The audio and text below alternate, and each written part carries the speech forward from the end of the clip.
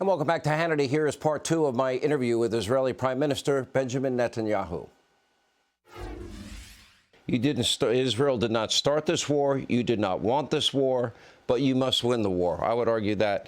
Let me ask you about what has been going on worldwide, and that is virulent anti-Semitism that I never thought, Mr. Prime Minister, I'd see in my lifetime. You know, hearing over and over again in New York and in London, you know, from the river to the sea, which means to wipe Israel off the map, or the call for intifada. The things I'm hearing in the halls of Congress in my country, or college campuses in my country, or what we're hearing in Europe, or what, you know, I never thought Australia would ever hear chanting, gas the Jews, F the Jews.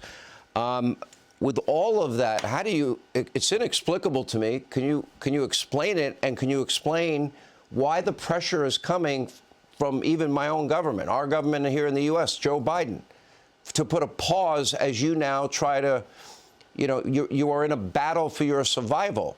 You know, never again, as you said, is now. Never again is right now.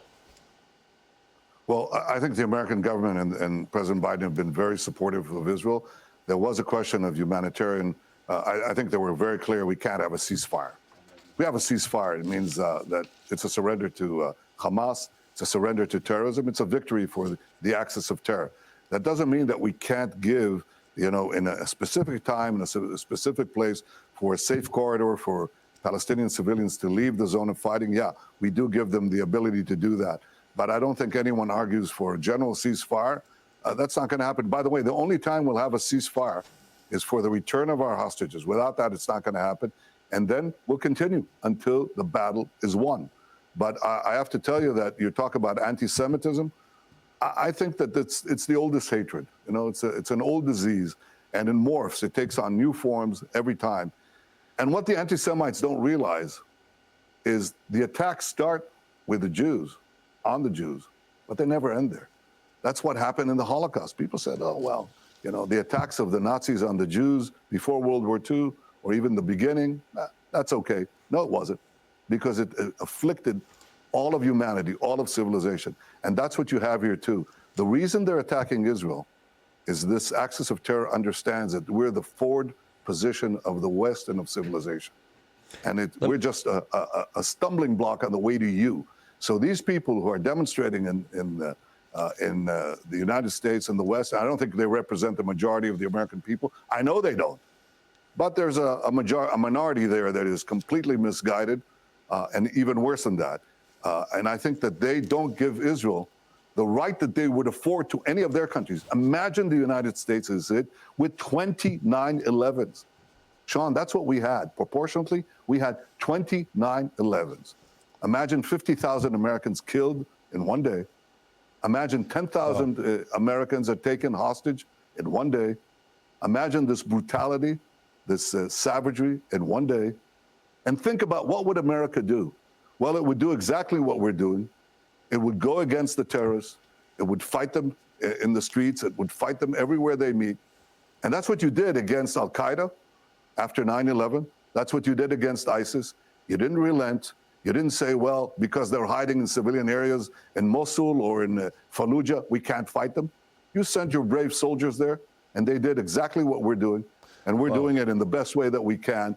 But we have to win this fight. And those who don't understand it, you know, that's an indictment. You know, it's an indictment of these people, that they are basically aligning themselves with evil against good. Evil cannot win, and we're not going to be impressed by these demonstrations. We're going to do what's right and win this war for our sake, for the sake of humanity and civilization. If you extrapolate out Israel's population of a little over 9 million and the U.S.'s population, you are right. You're talking about, in a single day, over 40,000 Americans lost in a single day. If we extrapolate out the population, on 9/11, we lost 2,977 Americans. I know you can't comment on it. I want to just clarify, you are open to some potential deal for the release of the hostages. I know there's been talk that maybe former Prime Minister Tony Blair could be part of that negotiations. And, you know, there's a lot of pressure being brought to Israel. It's not Israel has gone to great lengths by dropping leaflets and sending text messages telling innocent people to get out, and here's where the safe zone is. So you're almost giving away your own intelligence and your own strategies in doing so. But you have done that. But yet it's Hamas that has been using for a long time now innocent civilians as human shields, and they do it now. And they build their terror tunnels. My understanding is you have found them under hospitals. Under hospitals, command posts in hospitals, terror tunnels under hospitals, everywhere you see. So I said, okay, let's build alternative hospitals. Let's build field hospitals. I've asked France to send in a floating hospital ship. They're doing that. I've asked Arab countries and others to build field hospitals so we can get all these people out. We have a humanitarian safe zone in the southern part of the Gaza Strip. We're putting in trucks, humanitarian, drugs, medicine rather, food, water. That's what's required under humanitarian international law. We're doing all that. And guess who's interfering with that? Guess who's firing on the Palestinians who want to leave the safe zone? Hamas. So the fact that people are condemning Israel is absurd. I'll give you the example. The best example I can give you is the Nazis attack the West. They conquer Europe, they conquer Poland, they invade France, and so on. And America and its allies organize themselves to counterattack. They invade Normandy. They go through the cities of France. They go through the cities of Germany until they reach Berlin and reach the victory. And in the process, the German army is fighting them within cities. They're fighting them within civilian communities. So what do the allies do? Do they say, well, we can't do anything? Of course not. They try to minimize civilian casualties, although many, many, many Germans were killed, as you know. And they do the job. That's what we're trying to do. We're trying to minimize civilian casualties, but under no circumstances should we be blamed any more than the allies should be blamed. And those people who demonstrate against Israel are basically lining up with the forces of darkness. Chancellor Scholz of Germany was here, and he said these people are not only worse than ISIS, which is what President Biden called them. He said they're the new Nazis. So these people are basically lining up with the Nazis against the allies. And that's the battle we have here. The axis of terror, the axis of darkness against the allies for peace, the allies for prosperity, the allies for normal life. And I ask, and the majority of Americans understand this. They understand who are the forces of good and who are the forces of bad. They're lining up with Israel. Most of the American people, clearly, the American Congress, the American president, and the American administration. And I'm telling you, because they understand this is a battle. This is our common battle. Our battle is your battle. Our fight is your fight. Our victory is your victory. And nothing can stand in the way of total victory any more than you could have partial victory against the Nazis. You had to win. Partial victory against Al-Qaeda, you had to win. Partial victory against ISIS, you have to win. Hamas, ISIS has to be defeated. These modern-day monsters have to be defeated, and we will defeat them.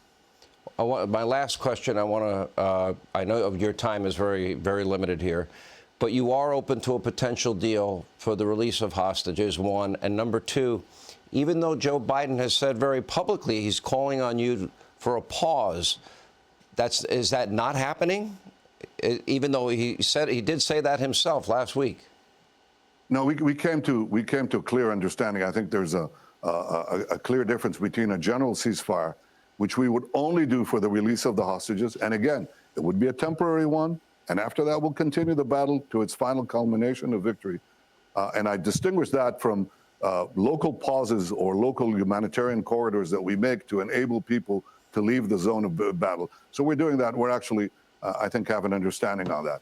But more importantly, I think the larger understanding is this. This is not a minor battle between two tribes.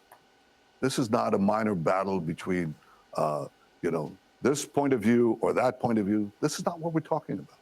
This is a battle for the future of civilization, because this kind of barbarism that many believed was a relic of the past has come full force in the 21st century, and we see that these darkest forces that take us back to the Middle Ages and maybe earlier periods are just as rampant. And history doesn't give us an automatic guarantee. It doesn't say that the good will win over the bad.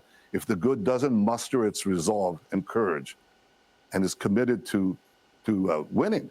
And that's what we're committed to. And I expect that all Americans who hear us now, who understand this, to back Israel. Many of them do. The great majority do. I appreciate it. And I think that once we achieve that, we'll create a better future for everyone, for us, for the Palestinians, for the Middle East, a future of hope, a future of a normal life, not a future that is dominated by these monsters who break every norm of humanity and who take us back to the darkest periods of history. We can't allow that. We have to move forward, not move back to the dark ages. That's what we're committed to, and we'll achieve it with God's help and with the help of the American people and the help of freedom-loving people and civilized people everywhere. Yeah. And by the way, that was reflected in a Rasmussen poll today in support of you. It was almost 2-1. Mr. Prime Minister, Godspeed. And yeah, may God bless you in your victory, because you're right. This is a battle for civilization. Mr. Israeli Prime Minister Benjamin Netanyahu, thank you, sir, for your time. Thank you, Sean, and God bless America. God bless Israel. Amen. Hey, Sean Hannity here. Hey, click here to subscribe to Fox News YouTube page and catch our hottest interviews and most compelling analysis. You will not get it anywhere else.